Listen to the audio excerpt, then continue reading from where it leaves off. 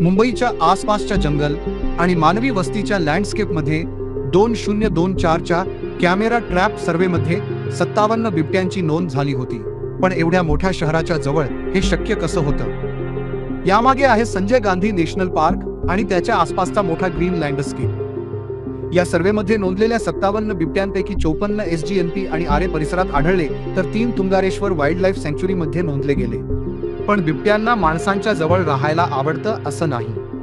अभ्यासांमध्ये दिसून आलं आहे की SGNP मधील बिबटे प्रामुख्याने रात्री ऍक्टिव्ह असतात आणि काही बिबट्यांनी रेल्वे ट्रॅक्स आणि हायवेज सुद्धा क्रॉस केले आहेत.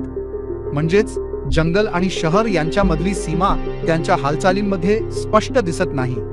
काही भागांमध्ये वाईल्ड प्रे सोबतच मानवी वस्तीजवळ उपलब्ध होणारं इझी प्रे आणि फूड वेस्टमुळे वाढणारे स्ट्रे डॉग सुद्धा कॉन्फ्लिक्टचा धोका वाढवू शकतात.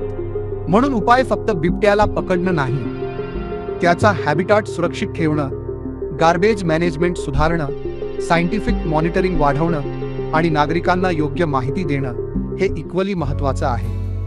मुंबईचे बिबटे फक्त एक मिस्टरी नाहीत, ते आपल्याला एक मोठा प्रश्न विचारतात. शहर आणि जंगल एकमेकांच्या इतक्या जवळ आले असताना आपण सुरक्षित को एक्झिस्टन्स तयार करू शकतो का?